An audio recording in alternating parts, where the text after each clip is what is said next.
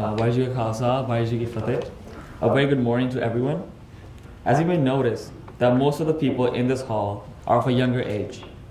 Imagine, you walk out of your house and suddenly somebody throws a rug over your head, then ties you up and takes you away, then tortures you and starves you for 3 days straight, then takes you to a canal and shoots you, point blank in the head.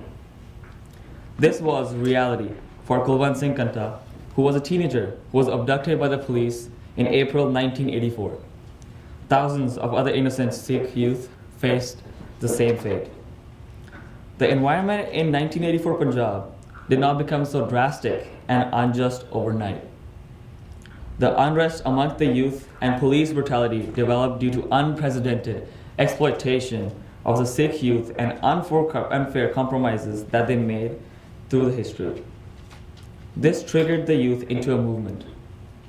The complete abrogation over the years by the Indian government of the just demands of a sovereign Sikh nation caused this peaceful movement to diverge into two different pathways. One of violent action and one of peaceful protest, both methods justifiable in their own contexts. But as time went on, peaceful protest prevailed as a stronger side. Sikhs all over Punjab were peacefully protesting under the Dharm Yudh Morcha campaign. This conclusion of violent action was a compromise the Sikh youth made as an effort to make the Indian government see that they were worthy of having their own motherland. But tragically, this compromise led to a conflict that shook the very foundations of the Sikh community and faith. In response to this movement, the Indian government conspired with the British government, who is ever hateful of the Sikh community, and executed a military-grade invasion and obliteration of the most holy temple for the Sikh community, the Golden Temple. The Haywood Report, a report by the Cabinet Secretary into allegations of UK involvement in the Indian operation at Sri Harmandir Sahib, Amritsar, in 1984 said that a British SAS officer visited India between 8th and 17th of February 1984 and conducted a ground wreck with the Indian Special Forces of the Golden Temple. The purpose of this attack being, as said by the Indian government, to locate and execute Sant Jarnail Singh Bhindranwale. Yet, this military-grade operation, known as Operation Blue Star, resulted in the death of not only Bhindranwale, but also a huge casualty count in civilians.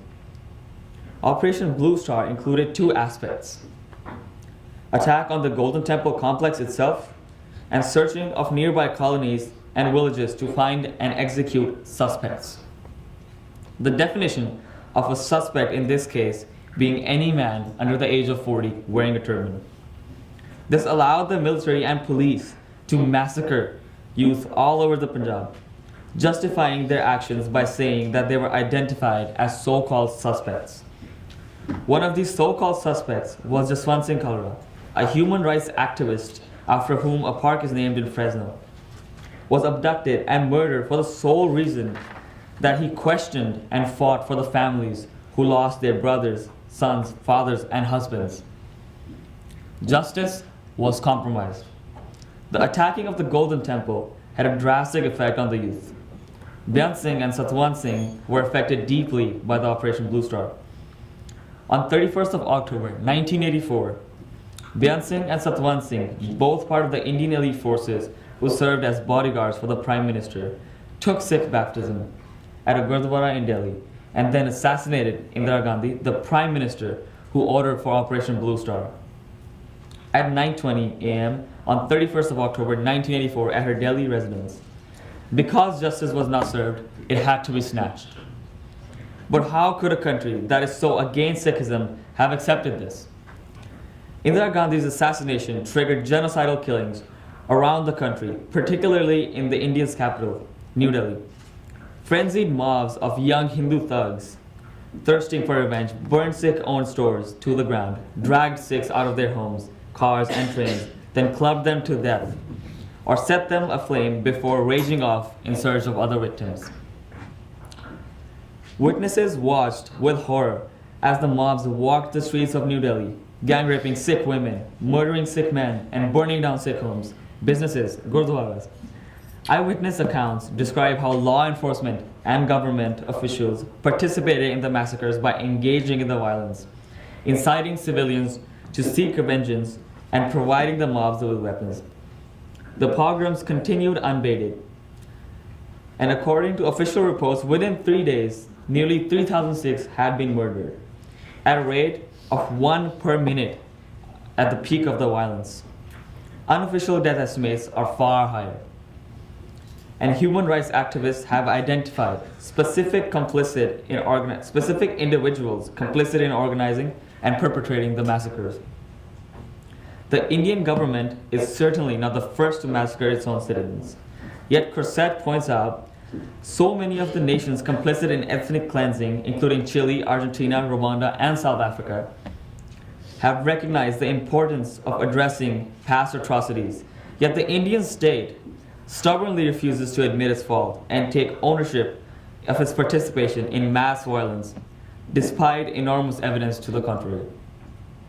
Justice was compromised, yet again. 30 years later, those who survived the violence have yet to receive any semblance of justice. Most perpetrators have yet to be charged and held accountable for their crimes, and many of the affected families continue to live poverty and disfranchisement to this day. The Indian government's formal position for 3 decades has been that accountability comes in the form of silence. Till this day, the various conflicts of 1984 deem this the darkest year in the history of both India and the Sikh community. Justice is far thought. The Sikh community is willing to compromise to at least get the 1984 riots recognized as a genocide in honor of those who lost their lives. Yet to the Indian government, this seems to be an excessively communal demand. As we look at these past conflicts, various questions arise. Why was the movement given the name of terrorism? If the Muslim and the Hindu communities received their own nations in 1947, why was the Sikh community forgotten? Why was the Indian government accepting orders from the British to attack the Sikhs? Why did the Indian nation forget the contributions of the Sikhs in the freedom struggle? When will justice be served?